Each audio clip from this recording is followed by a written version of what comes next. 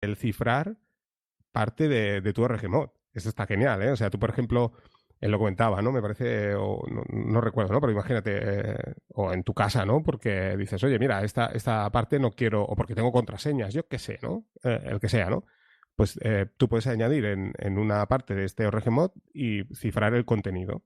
Y pones una contraseña. Entonces, cada vez que quieras acceder, esto se hace, imagínate, poniendo, por ejemplo, la etiqueta crypt, ¿no? De cifrar, y automáticamente todas las notas que tengan esa etiqueta te las cifra. Ostras, eso está muy interesante, ¿eh? Sobre todo para todo aquello que subas a las nubes públicas, tenerlo ahí bien guardadito y que ojos ajenos no puedan verlo con facilidad, pues está muy bien. Eso está muy interesante.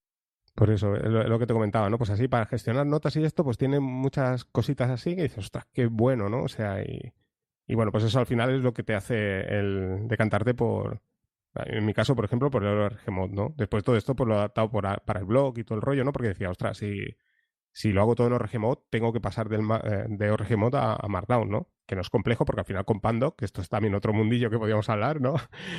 Es alucinante. Ese Pandoc es una pasada, pues te permite convertirlo en cualquier formato, ¿no?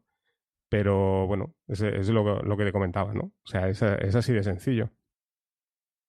A mí realmente lo que me cuesta o lo que me...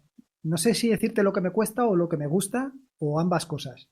Es, eh, por lo menos en el caso de BIM, y vamos, supongo que en el caso de Max es exactamente lo mismo, es el increíble mundo de cosas que puedes aprender y que cuando te las has aprendido sabes que te quedan otro increíble mundo exactamente igual por hacer. Es una cosa brutal. Y no solamente eso, sino que al ser proyectos que están vivos, pues a lo mejor ahora estás haciendo las cosas de una manera y dentro de una versión, pues simplemente han cambiado de cómo las hacías y ahora las puedes hacer mejor o las puedes hacer de manera diferente. Pero yo creo que una de las características que tienen estos editores es que tienes que someterte a un aprendizaje continuo, que tienes que estar todo el día averiguando, aprendiendo y un poco lo que decías tú al principio, que al final resulta que siempre hay algo o alguna manera de hacer algo, sea lo que tú quieras hacer. Ostras, ¿esto se podría hacer? Sí, se puede hacer. Y normalmente, y muchas veces, simplemente con lo que viene de serie, lo que está en la propia aplicación, sin tener que instalar nada más. Y esa es una de las cosas que, por un lado, me gustan porque está siempre, digamos, incentivando a la mente para que esté ahí pensando y averiguando y además que realmente le sacan mucho provecho. Y luego, por otro lado, es la parte que cuesta, porque siempre tienes que estar ahí aprendiendo, pues que atajos de teclados para hacer esto o para hacer lo otro, para, en fin, para cualquier cosa. Claro, al final son editores que funcionan a base de atajos de teclado. Y en el momento que descubres que el atajo de teclado es la vida, pues evidentemente te vendes a cualquiera de estos dos editores. Sí, sí, tú como comentas, esto pasa también con Linux, ¿eh?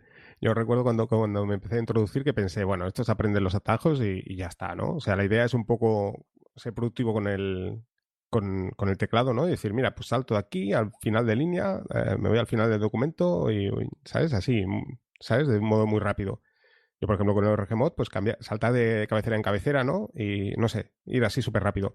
Luego te das cuenta que dices, pasa como igual que con Linux, ¿no? O sea, tú te empiezas a introducir y dices, ah, solo es esto. Y cuando te metes de dentro, dices, ostras, madre mía, es que es un universo, es que no es un mundo, es un universo. Dices, pero ¿cómo es posible? O sea, no puedes. Me parece que tú lo comentabas en tu podcast. O sea, con BIM sucede igual, ¿no? O sea, pues no sé. Yo creo que no aprenderás ni un 1%, ¿no? De lo que es BIM. Es impresionante. O sea, tú al final te acabas centrando en todo aquello que es lo que se adapta a ti, ¿no? Que es un poco la magia, yo creo, de BIM y Emacs, ¿no? Y por ejemplo, con el ORG Mod, ¿no? Me centro más en lo que conozco más en profundidad, ¿no? Pero, o sea, cuando empecé a utilizar el ORG Mod y ya empecé a introducirme y tal, y toda la gente que conozco, ¿no? Que conmigo me ha acompañado en este camino, o gente que ya estaba metida en este mundillo, te das cuenta que al final acaba siendo el editor de notas perfecto. Porque claro, es que lo adaptas tan a ti que es que ya no puedes salir. O sea, pruebas otra alternativa y dices, ostras, es que, claro, es tan personalizable también, ¿no? Y lo adaptas tan a ti que es perfecto. O sea, no existe ninguna aplicación que iguale. Porque es que, claro, digamos, te has hecho un traje a medida para ti. Por lo tanto, es que es perfecto. Claro, o sea, yo creo que ahí es donde está exactamente lo que estás diciendo, que al final estás personalizando exactamente Max o BIM o, ahora te voy a decir otro, Visual Studio Code, exactamente a lo que tú necesitas, poniendo los atajos que tú quieres, poniendo los complementos que tú necesitas, son tan sumamente configurables que luego saltar de eso a otro editor es realmente complejo. Y es que yo creo que todo radica un poco en la, ¿cómo te digo yo? Por un lado, todos los atajos de teclado y por otro lado, todas las posibilidades de cosas que puedes hacer y personalizar para adaptarlo exactamente a tus necesidades. Claro, claro. Es lo que comentaba, ¿no? Antes el ejemplo, ¿no? Por ejemplo, yo, mira, a mí me gustan mis notas, como tú decías, ¿no? Que es súper interesante para el tema de las nubes, lo de cifrar parte del contenido. Porque yo, mira, pues ahí explico un artículo, pero bueno, después en una de las cabeceras de los Regmod he puesto mi DNI. Yo qué sé, ¿no? Por ejemplo, ¿no? Claro, yo no quiero que se suba a Dropbox, por ejemplo. Claro, y entonces cifras esa parte del contenido, ¿no? De tu nota. Pero además, lo que comentábamos, ¿no? Me gusta gestionar el tiempo. Pues claro, ya, imagínate, si buscas un editor, o sea, una aplicación de notas, ¿no? Que incluya esto, pues probablemente las hay, ¿no? Pero ya es difícil, ¿eh? O sea, ya es difícil. Claro, si además le dices, no, yo quiero gestionar además también los que las etiquetas me permiten imprimir mediante látex o, ¿sabes? Quiero decir que al final, claro, es que lo has adaptado tan a ti que es muy difícil encontrar una aplicación que tenga todas esas características, ¿no? Y lo bueno que tiene que estos editores, tanto Bing como Emacs, pues al final lo puedes personalizar tanto que pues esto, te lo haces a ti. De hecho, también Visual Studio Code también tiene su plugin de ORGMod, ¿ves? Por ejemplo, esto que hablábamos antes, pues lo tiene también BIM. Lo que pasa, claro, es lo que te digo, ¿no? La potencia que tiene Max, o sea, digamos, ese lenguaje pues está hecho más, es de Max, ¿vale? Entonces, claro, de Max es donde le sacas verdaderamente potencial. O sea, esos editores te permiten previsualizarlo. Quizás se puedan hacer más cosas, ¿eh? Yo desconozco, ¿eh? Yo, por lo que he visto, en Visual Studio Code también me puse el plugin de ORGMod y, claro, te permite el desplegar todas esas digamos, cabeceras y todo el rollo y pues previsualizar perfectamente la sintaxis. Pero, claro, todo este potencial que hablo yo de cifrar parte del contenido, claro, todo esto al final lo tienes que hacer con Emacs. Y luego también ves otra de las cosas que comentabas tú al principio del podcast que hablábamos, es lo del tipo a la hora de utilizar los atajos. Yo, por ejemplo, Visual Studio Code también puse los atajos de Max, que ya estaba acostumbrado. En Nano también lo he hecho, pero ves, el hecho de haberlos puesto en Nano, porque, bueno, Visual Studio Code fue una experiencia más de utilizarlo puntualmente. Estuve, pues, no sé, 2 meses, 3 meses utilizándolo y ya lo dejé, ya me quedé en Emacs nuevamente. Pero en el caso de Nano, sí que tengo una máquina que le puse los atajos de Max. Y fue un error, porque como tú bien dices, cuando me voy a otra máquina que tengo los atajos de Nano, que los conozco perfectamente, ¿vale? O sea, los tengo también integrados, ¿no? Pues claro, me equivoco. O sea, me voy a la de Max y digo, ostras, que era. Claro, está la de Max, ¿no? Lo veo claro, pero, o sea, es un lío. Al final es lo que tú dices. Cuando utilizas Nano, tienes que utilizar Nano, los atajos de Nano. Cuando utilizas Emacs, tienes que utilizar los de Max y BIM, los de BIM. No sé, ¿tú qué opinas? Sí, sí, sí. Yo creo que ahí es donde radica un poco la diferencia o la cosa, o sea, donde realmente hay que sacarle la productividad a todo esto. Me refiero a que cuando estás utilizando, por ejemplo, BIM, acostumbrarte a utilizar BIM y acostumbrarte a utilizar los complementos de BIM, las ayudas de BIM, el funcionamiento de BIM. Si utilizas Visual Studio Code, por ejemplo, yo ahora en el trabajo utilizo Visual Studio Code por las circunstancias. Entonces, cuando utilizo Visual Studio Code, lo que he hecho ha sido adaptarme los atajos de teclado no a BIM, sino los atajos de teclado que necesito para funcionar con Visual Studio Code. Por ejemplo, el teclado que tengo ahora, pues no tiene las flechitas, las flechas de cursor. Eso no lo tiene, con lo cual necesito unos atajos de teclado. Pero me he creado unos atajos de teclado especiales para Visual Studio Code. No he intentado llevarme BIM a Visual Studio Code, que existe un complemento, porque creo que no es el funcionamiento, creo que no se le puede sacar o no le vas a sacar realmente el partido que tiene, porque tiene otro tipo de atajos de teclado, tiene otro tipo de funcionamiento y creo que debes de aprender cómo funciona el otro. Pero bueno. Sí, sí, totalmente de acuerdo. Ya te digo, a mí con Visual Studio Code me pasó, ¿eh? Y puse los de Max y, ostras, pero no es lo mismo, no sé, es curioso. Y luego, oye, ¿qué tiene BIM? Eso ya te voy a preguntar a ti, ahora que tú estás más metido en BIM. Bueno, yo lo que te digo, BIM pues lo utilizo, ¿eh? Puntualmente. Me parece la verdad es que, bueno, cuando utilizas Emacs sin ningún complemento, o sea, a mí me da la sensación que Vim es mucho más ligero, que Emacs. Pero no sé qué decirte. O sea, si lo utilizas, claro, Vim lo utilizo sin complemento. Y cuando utilizo Emacs sin complemento, pues también es muy ligero. Entonces, claro, no sé qué decirte, ¿vale? Pero sí que es cierto que, por ejemplo, ¿qué es lo que tiene Vim? Que yo, por ejemplo, estoy utilizando. Bueno, Vim, yo creo que el punto fuerte que tiene también es que si aprendes los atajos de Vim, no es un tiempo perdido, porque el 90% de las aplicaciones de terminal todas utilizan los atajos de Vim. Por lo tanto, merece la pena invertir ese tiempo. Y luego lo que te quería comentar, ¿qué es lo que tiene Vim? No sé, quizás es una pregunta muy compleja. ¿Qué es lo que tiene Vim? Que, por ejemplo, yo Qt Browser, que hemos hablado otras veces, pues tiene los atajos de Vim y también tienes la posibilidad, ¿ves? Volvemos a lo de siempre. Es un navegador que te permite configurarlo absolutamente todo y existen, bueno, configuraciones donde puedo poner los atajos de Max. Pero ostras, Lorenzo, te digo de verdad, ¿eh? Mira que yo, digamos, tengo más integrados porque son los que utilizo todo el día, los de Max, pero es que no sé navegar con los atajos de Max. En cambio, con los de Vim sí.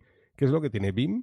Y pasa lo mismo con i3, que es el escritorio, por ejemplo, pues digamos que tiene más los atajos más similares a los de Vim.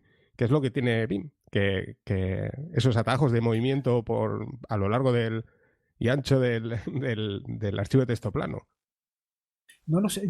A ver, o sea, esto de aprender los atajos de BIM y el funcionamiento de BIM ha sido una cosa gradual y ¿cómo te digo? Un camino, ¿no? Un camino, además es, yo creo eso que dices, ¿no? Que el tema está en el camino, no en el fin, sino en el camino, durante todo el proceso que vas a ir aprendiendo cómo funciona BIM y claro, como tú muy bien has dicho antes, es un camino que nunca tiene fin, que siempre vas a estar aprendiendo. Yo creo que básicamente el rollo de tener que manejarte con HJKL, de tener siempre los dedos en el teclado, yo creo que ahí es donde está la gracia y que al final es que lo tienes tan sumamente interiorizado por un lado y por otro lado exactamente lo que acabas de decir, que la mayoría de aplicaciones que hacen uso de terminal terminan utilizando estos atajos de teclado. Entonces, yo creo que es una suma de esas dos cosas. No te sé decir yo del tema de los. Bueno, a ver, creo que si no. Los atajos de teclado que utilizabas son los de Max. Sí, sí, lo de ir al inicio sí, sí, del inicio de frase, final de frase, todo esto sí, sí. Pues no sé, bueno, supongo que al final es un poco acostumbrarte. Yo creo que es un camino complicado, como dices tú, o un camino largo, pero la verdad es que vale la pena. A mí me ha costado bastante, ¿eh? No te voy a, no quiero engañar a nadie, esto es un camino de rosas, y hay veces que realmente me planteo y digo, ostras, realmente le estoy sacando productividad a esto, realmente estoy yendo más rápido utilizando atajos de teclado, utilizando BIM, realmente es suficientemente productivo. Claro, el día que estoy trabajando con Visual Studio Code, entonces me doy cuenta de que sí, efectivamente es mucho más rápido, sobre todo cuando termino por utilizar o por intentar utilizar más bien los atajos de teclado de BIM con Visual Studio Code. Para editar cualquier cosa, para cambiar el contenido que hay entre dos comillas, termino utilizando esos atajos de teclado. Claro, lo único que hago es escribir texto sin sentido en Visual Studio Code. Pero, sinceramente, es mucho más rápido. Eh, ¿Qué inconveniente tienes? Pues un poco lo que has dicho o lo que venimos diciendo a lo largo del podcast, que al final pues tienes que aprender y que es un proceso que no tiene fin. Sí, sí. No, a ver, productivo es porque pasa igual que con lo del escritorio del gestor de ventanas de i3 y todo esto. Yo, por ejemplo, ahora, pues eso, abro GNOME, por ejemplo, y me instalé la Ubuntu 20.04 y dije, ostras, porque a ver, hay que ser sincero, luego abres GNOME y dices, ostras, qué chulo, ¿no? El Ubuntu 20.04, qué guapo lo han dejado, me pongo el tema negro, ¿sabes? Pero, ostras, se te van los dedos, se te van los dedos a cómo lo utilizas con i3. Y dices, ostras, vale, i3 quizás es más espartano, ¿no? Pero, ostras, es que va como o sea, aparte que va como un cohete, ¿no? Igual que no. Al final la velocidad quizás no influye tanto, sino es o sea, yo siempre lo digo, ¿no? Es la comunicación entre tú y la máquina, ¿no? Es lo mismo que sucede lo que hablamos, ¿no? Con la terminal, ¿no? O sea, al final, que lo hablamos tú y yo al principio, ¿no? Del podcast, antes de entrar en el podcast, que al final tú cuando tienes que hacer algo, quizás hace años atrás, como no conocías la terminal tan a fondo, pues lo hacías con interfaz gráfica porque era lo que conocías, ¿no? Y era lo más cómodo. Claro,